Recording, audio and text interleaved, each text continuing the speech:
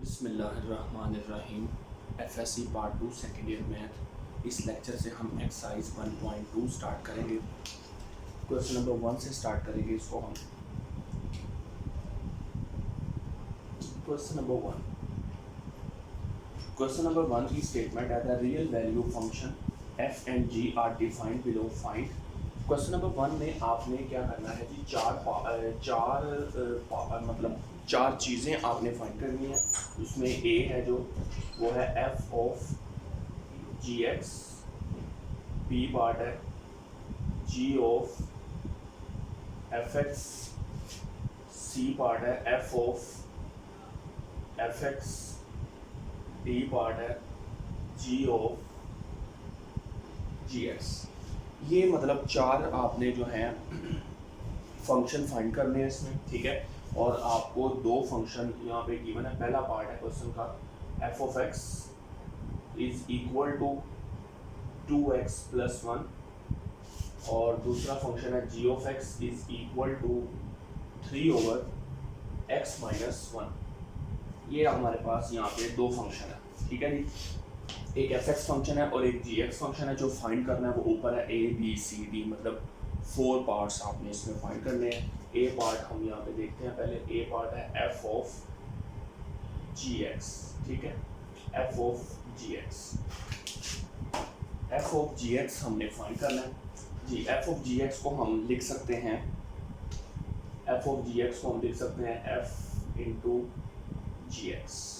इस तरीके से हम इसको लिख सकते हैं, इज इक्वल टू। अब यहाँ पे देखें हमने क्या करना है जी, हमारा जो फंक्शन है वो f है, लेकिन उसमें जो हमने इनपुट रखनी है वो gx की रखनी है। मतलब ये हमारे पास फंक्शन f ऑफ x वाला है, यानी कि 2x प्लस 1। इसमें जो x आ रहा है उस x की जगह इनपुट क्या रखेंगे हम, g ऑफ x, यानी कि ये वाली वैल्यू 3 ओवर x माइनस 1। तो हम क्या करते हैं जी, 2x की जगह लिखेंगे 3 ओवर x माइनस 1 और प्लस 1, ठीक है। मतलब एफ फंक्शन के अंदर जो इनपुट रखेंगे वो हम जी एक्स की रखेंगे, ये वाली जी एक्स यानी कि 3 ओवर एक्स माइनस 1। इसको सिंप्लीफाई भी हम कर लेते हैं यहाँ पे, तो बन जाएगा 3 to the 6 over X minus 1 plus 1।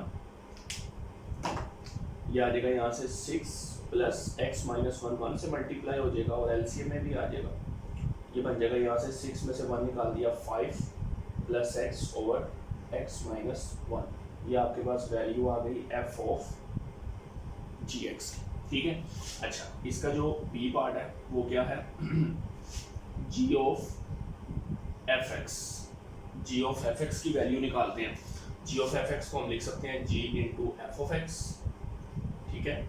और इज इक्वल टू जी, ये एफ एक्स का मतलब है यहाँ पे 2x प्लस 1 ब्रैकेट में। ये जो एफ एक्स है इसका मतलब है 2x प्लस 1। अब हमारा फंक्शन कौन सा है, gx वाला फंक्शन, ये वाला फंक्शन। और इसमें हम इनपुट क्या रखेंगे, 2x प्लस 1 x की जगह, ठीक है। Is equal to 3 over x की जगह हम रखेंगे 2x प्लस 1 और ये वाला माइनस 1, ठीक है।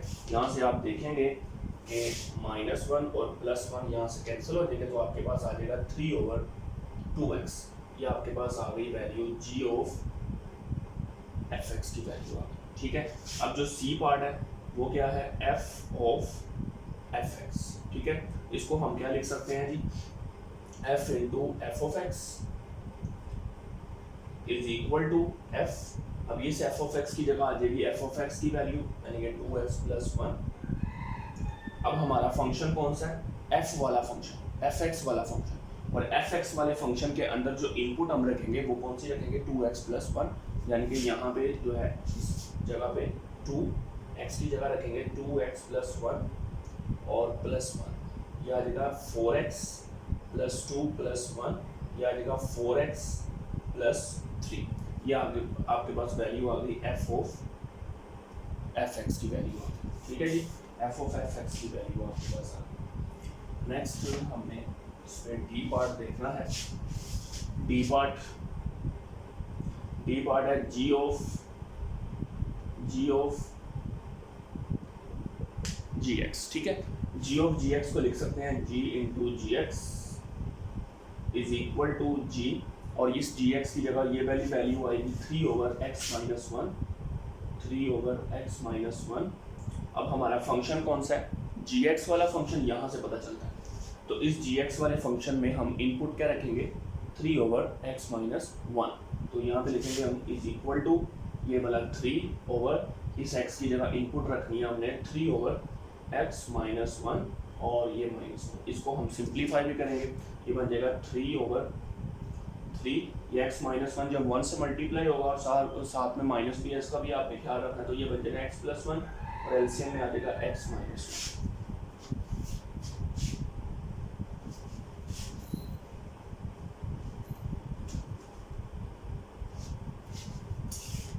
अच्छा, अब यहाँ से हमारे पास क्या आ जाएगा, इज इक्वल टू 3/3। ये x-1 ऊपर 3 के साथ मल्टीप्लाई हो जाएगा और नीचे आ जाएगा 3 + 1 4 - x।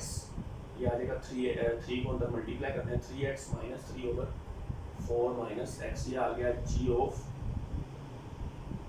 g(x). ये आपके पास g(x) की वैल्यू आपके पास आ गई, ठीक है।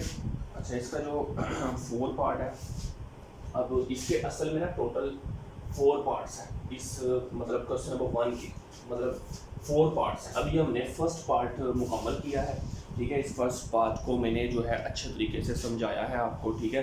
तो इसका चलें एक सेकंड पार्ट भी देखते हैं, ठीक है। इसके टोटल 4 पार्ट्स हैं, मैं सेकंड पार्ट इसका करवाता हूँ, ठीक है। सेकंड पार्ट की तरफ मूव करते हैं। इसके सेकंड पार्ट है जी f(x) is equal to x+1 का स्क्वायर रूट और g(x) हमारे पास है 1/x², ठीक है।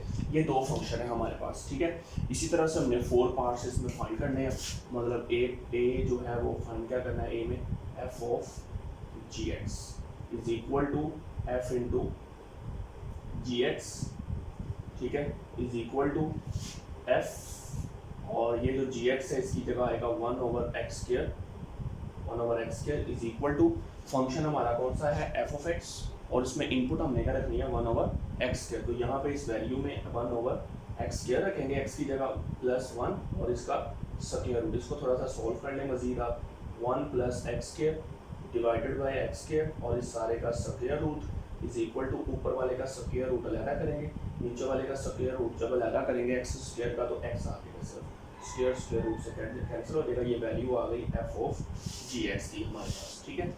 बी पार्ट जो है वो क्या है, g(f(x). तो ये बन जाएगा g into f(x) is equal to g f(x) की जगह आ जाएगा x+1 का स्क्वायर रूट। फंक्शन कौन सा अपने फाइंड करना है, g फंक्शन, उसमें ये वाला 1/x² वाला, इसमें हम इनपुट क्या रखेंगे x+1 का स्क्वायर रूट। 1/x की जगह आएगा x+1 का स्क्वायर रूट और x का स्क्वायर लगा हुआ है तो इस सारे का स्क्वायर आ गया, और आप देखेंगे ये 2 स्क्वायर रूट से कैंसिल हो जाएगा, या आपके पास आंसर आ जाएगा 1/x+1। ये आ गई वैल्यू g(f(x) की वैल्यू, ठीक है। अच्छा, आगे जो है इसका सी पार्ट भी है, ठीक है। ये आपको अच्छे तरीके से जो है वो कंप्लीट तौर पे समझ आ गया होगा। सी पार्ट की तरफ मूव करते हैं।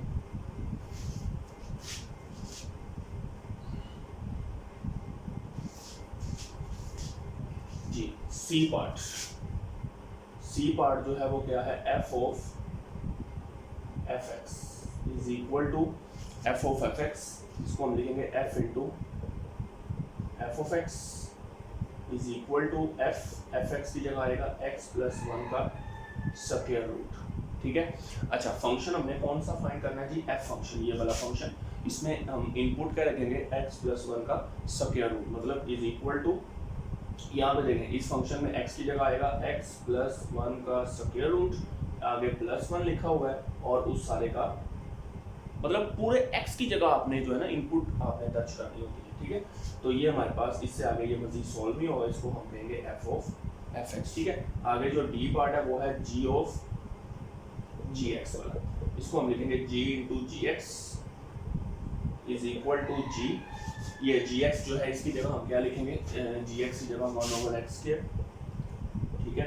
फंक्शन कौन सा फाइंड करना है हमने, ये देखें g वाला फंक्शन, उसमें ये वाला फंक्शन, इसमें इनपुट क्या रखेंगे 1/x², ठीक है।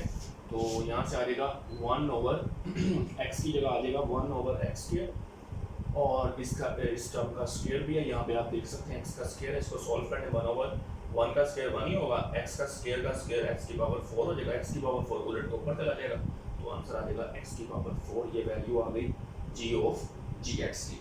तो ये था जी सेकंड पार्ट। अब आपने एक काम करना है, इस क्वेश्चन का थर्ड पार्ट और फोर्थ पार्ट इसी कंसेप्ट का इस्तेमाल करते हुए आपने करना है, खुद से ट्राई करना है उसको आपने, ठीक है।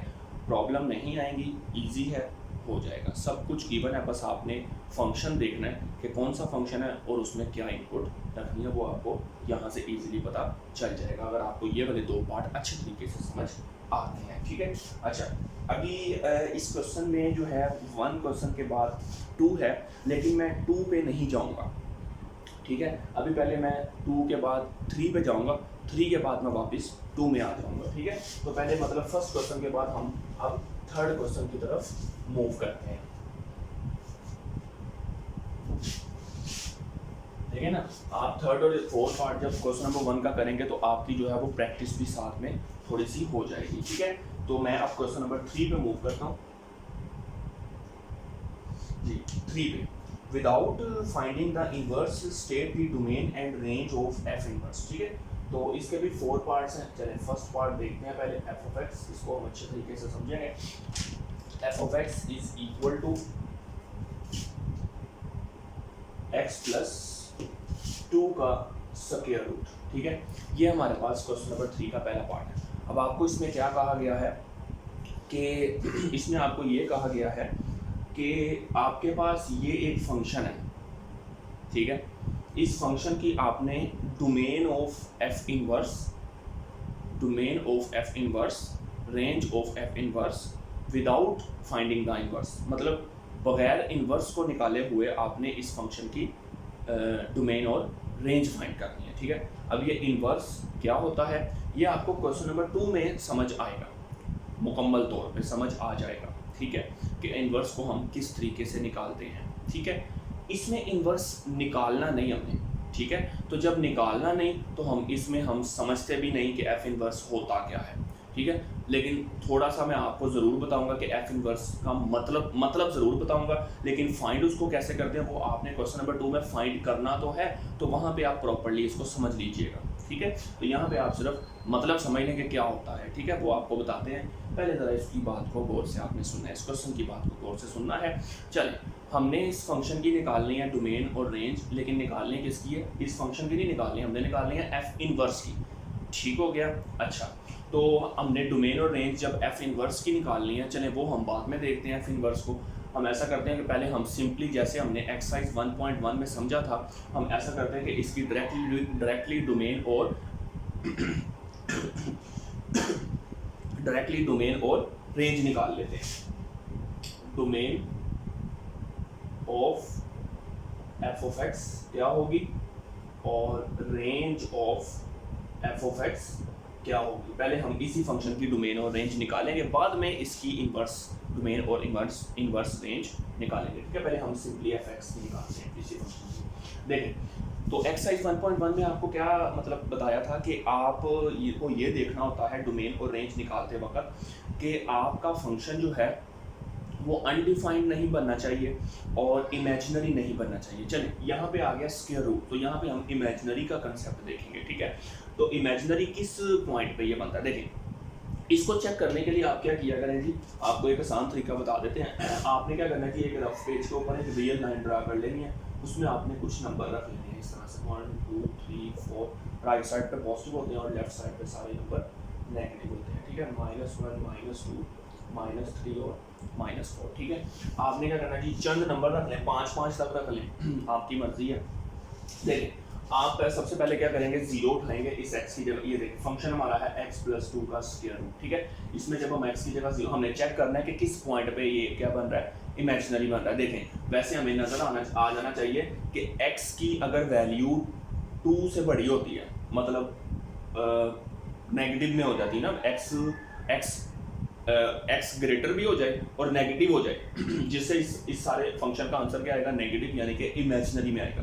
तो नेगेटिव वाले नंबर जो हैं, जो 2 से बड़े हों, मतलब 2 से छोटे हों, 2 से छोटे तो वो होंगे नंबर, लेकिन x की वैल्यू नेगेटिव में वो बड़ी कहलाएगी। मतलब देखें अगर मैं 0 रखता हूँ यहाँ पे सिंपली, तो ये देखें स्क्वायर रूट 2 आ गया, मतलब ठीक है इमेजिनरी नहीं बना। आप यहाँ पे पुट करें, देखें इतनी तो आपको समझ आती है ना कि आप अगर कोई भी इसमें x की जगह नंबर पुट करते हैं और वो हो भी पॉजिटिव, यानी कि 1 2 3 4, उससे तो आंसर इसका नेगेटिव नहीं आएगा। तो हम इसका नेगेटिव नंबर पे चेक करते हैं। देखिए -1 अगर हम पुट करते हैं यहाँ पे, -1 + 2 का स्क्वायर रूट आंसर आ गया 1 का स्क्वायर रूट, यानी कि 1 बिल्कुल ठीक है। ठीक है, अगर मैं -2 पुट करता हूँ, -2 + 2, तो इससे आंसर 0 आ जाएगा। 0 का स्क्वायर रूट 0 होता है।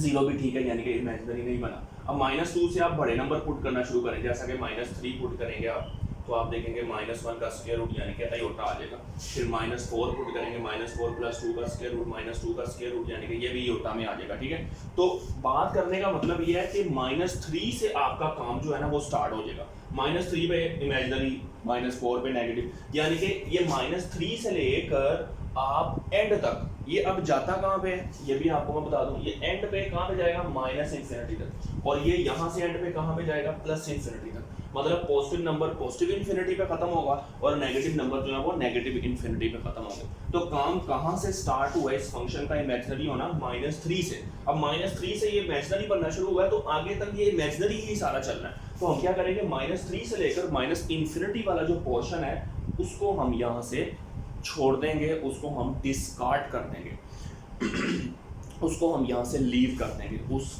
टॉपिक को, उस मतलब उस -3 से -∞ वाले जो नंबर हैं इनको हम सोचेंगे, यानी कि ये हमारी डोमेन रेंज का हिस्सा है ही नहीं। तो फिर यहाँ पे इस फंक्शन की डोमेन क्या होगी, देखें इस फंक्शन की डोमेन कहाँ से जो है वो प्रॉपर्ली स्टार्ट हो रही है, -2। हम क्या लिखेंगे, -2 लिखेंगे यहाँ पे लिखेंगे -2 और यहाँ पे ब्रैकेट लगाएंगे क्लोज की। क्लोज का मतलब है कि -2 से हमने नंबर लेने हैं और एंड कहाँ पे करने हैं, इन्फिनिटी तक। यहाँ पे कॉमा लगाना है और इन्फिनिटी, और यहाँ पे आपने ब्रैकेट ये वाली लगा लेनी है।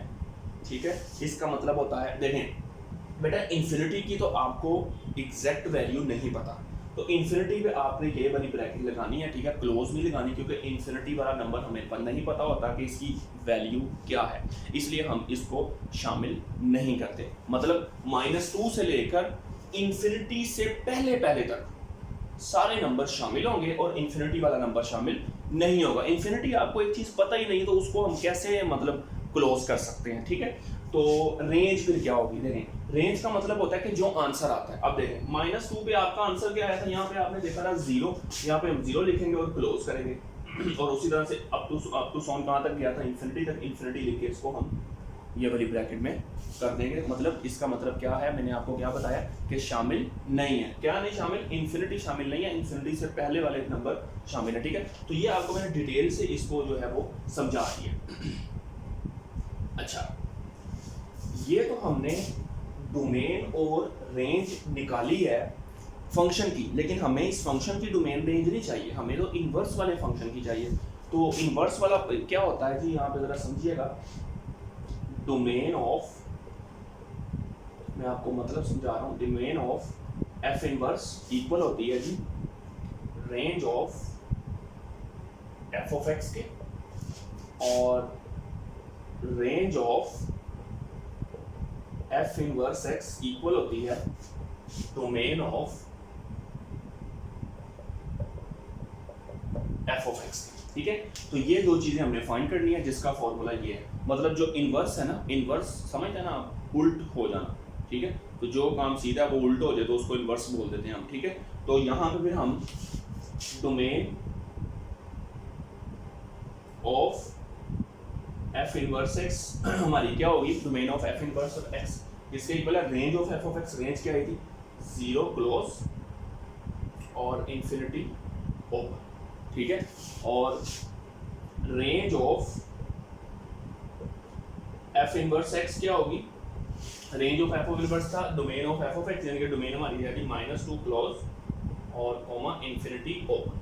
तो ये हमारा जो है आंसर आ गया इस फंक्शन का। हमने domain of F of inverse X और range of F of X निकाल ली। इसके जो बाकी पार्ट्स हैं, second part, third part, fourth part, ये भी आपने ट्राई करने हैं खुद। दो बातें बस आपने याद रखनी है, आपका जो फंक्शन है वो एक तो